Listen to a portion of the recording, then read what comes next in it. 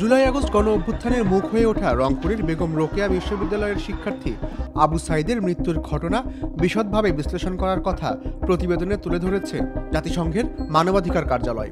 2024 সালের 16 জুলাই রংপুরের নিরস্ত্র আবু সাঈদকে লক্ষ্য করে গুলি ছোড়ে পুলিশ, তারপর মারা যান তিনি। গুলি খাইছে একটা। আবু সাঈদের মৃত্যুকে বিচার বহির্ভূত হত্যার শিকার বলছে জাতিসংঘ। ভুক্তভোগী ব্যক্তি ও প্রত্যক্ষদর্শীদের বর্ণনা এবং ভিডিও ফুটেজের ভিত্তিতে আবু সাঈদের হত্যাকাণ্ডে পুলিশের সরাসরি জড়িত থাকার যথেষ্ট যুক্তিসঙ্গত কারণ রয়েছে বলে উল্লেখ করেছে জাতিসংঘের একটি প্রতিবেদন।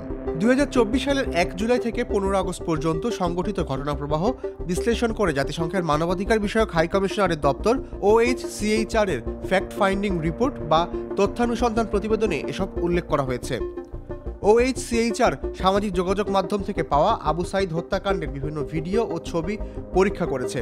ডিজিটাল ফরেনসিকের মাধ্যমে তারা প্রত্যক্ষদর্শীদের দেওয়া বক্তব্যের সঙ্গে ছবি ও ভিডিও মিলিয়ে দেখে এবং হত্যাকাণ্ডের ঘটনাটি পুনর্নির্মাণের চেষ্টা করে। জাতিসংঘের প্রতিবেদনে সেদিনের বিস্তারিত ঘটনা উল্লেখ করা হয়েছে। ফ্যাক্ট ফাইন্ডিং রিপোর্টে বলা হয়েছে, ছাত্রলীগ সমর্থকদের সহযোগিতায় পুলিশ লাঠিসোঁটা দিয়ে শিক্ষার্থীদের উপর আক্রমণ করে। প্রত্যক্ষদর্শীদের মতে আবু সাঈদও মারধরের শিকার হয়েছিলেন। পুলিশ বিক্ষোভকারীদের উপর কাঁদানি গ্যাস ও প্রাণঘাতী মেটাল প্যালেটসে ভরা শটগান দিয়ে গুলি করে। গুলিতে বেশ কয়েকজন শিক্ষার্থী আহত হন, তাদের মধ্যে একজনের চোখ অনেকটাই ক্ষতিগ্রস্ত হয়েছে। প্রতিবেদনে বলা হয়, পুলিশ যখন গুলি চালাতে শুরু করে তখন আবু সাঈদ তার 2 হাত প্রসারিত করেন। ভিডিও চিত্রে দেখা যায় এক হাতে বাঁশের লাঠি থাকা আবু সাঈদ 14 থেকে 15 মিটার দূরে অবস্থানরত পুলিশ কর্মকর্তাদের জন্য কোনো হুমকি তৈরি করেননি। OHCHকে সাক্ষাৎকার দেওয়া প্রত্যক্ষদর্শীদের মতে, যখন তিনি পুলিশের সামনে চিৎকার করে বলছিলেন আমাকে গুলি করো, তখন 2 পুলিশ সদস্য সরাসরি তার শরীর লক্ষ্য করে শটগান দিয়ে একাধিকবার গুলি করেন। OHCHR এর ফরেনসিক চিকিৎসক আবু সাঈদের মামলার মেডিকেল রেকর্ড পরীক্ষা করে দেখতে পেয়েছেন, আন্তর্জাতিক ফরেনসিক মান অনুযায়ী আবু সাঈদের ময়নাতদন্ত করা হয়নি। চিকিৎসকের নিজস্ব পরীক্ষায় মরদেহের ছবিসহ মেডিকেল তথ্য প্রমাণে আবু সাঈদের শরীরে শটগানের আঘাতের চিহ্ন পাওয়া গেছে।